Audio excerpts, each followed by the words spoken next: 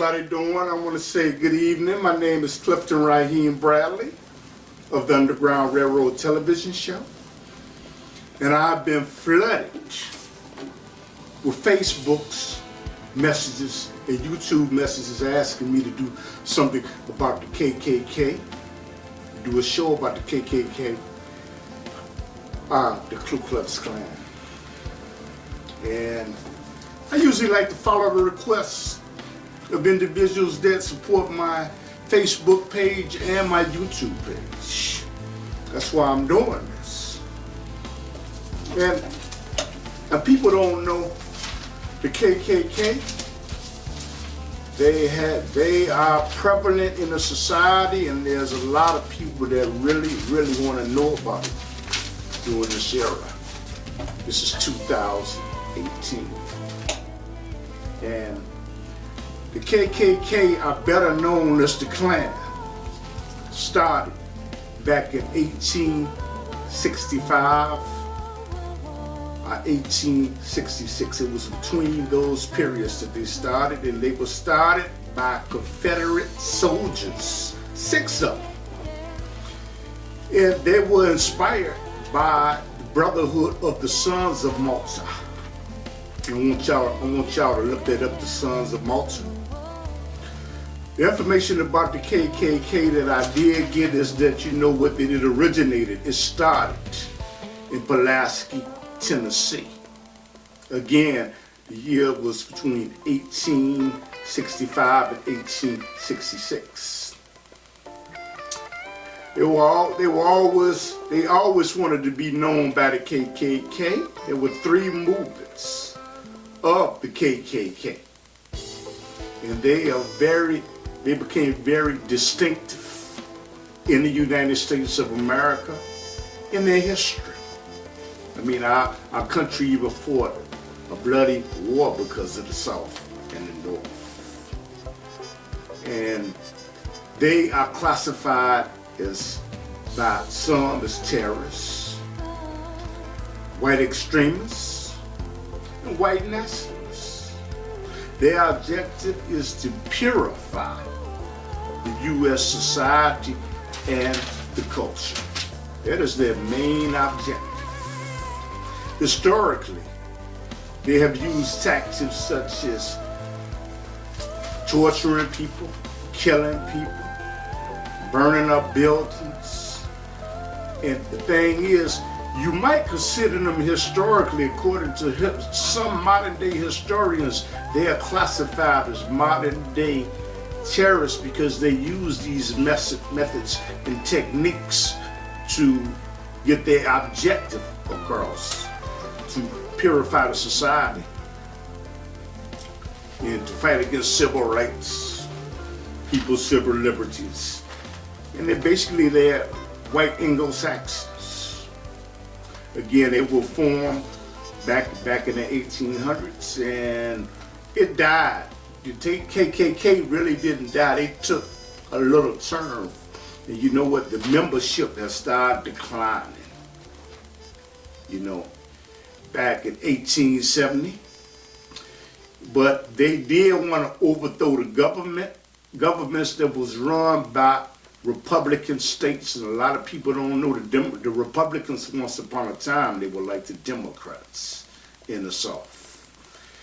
And then they really wanted to give back, really gained up a whole lot of membership during Reconstruction. And they used violence on many African American leaders and people to achieve their goals. And also, they had many chapters in the South. However, back in 1871, federal law information that came into place, and that was against them back in 1871. However, they still came back strong, and they even made uniforms. They had hoods, they had shields to shield their identity from the people. And actually, it wasn't just to shield their identity, it was to strike terror into the people that opposed them. And there were several groups that were formed. In 1915, they flourished. I mean, people was joining like wildfires back in that period from 1915 and 1920, and they even spread so far. They even made it into the urban cities of the United States of America and made it into the Midwest and Western cities. And they ran, and you know what, they were so prevalent in society, you know what, that they infiltrated almost every state. But then they took a little decline again, and then there was a movie maker named D.W. Griffith. D.W. Griffith, he made a movie called The Birth of a Nation. And the reason that he made this movie was to inspire, to bring people back to the Klan. And it was a silent movie. And I want y'all to go look up The Birth of the Nation. You know what, I saw the movie. It was interesting.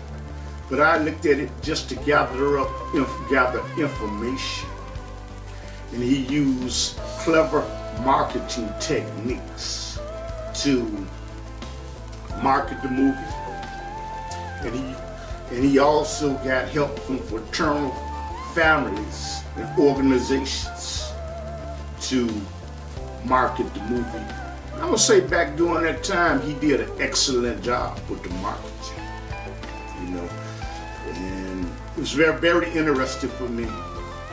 And what the movie was advocating was a rise of, it was in support of white supremacy and also pre-prohibition. That's what it supported. And they were anti-Jewish. And anybody that stood for the civil rights movement, the laws that was moving in that direction, they was very much against. And as I say, there were three groups. The last group was back in World War II. But you know what? Back in World War II, during Hitler's time, the KKK was very localized, and it was very isolated.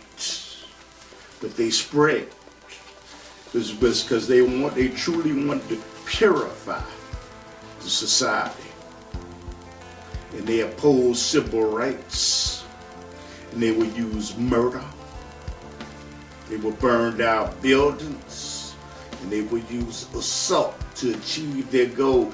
And right now, during this period, this is 2018, it's recorded that there are between 3,000 and 6,000 members of the KKK.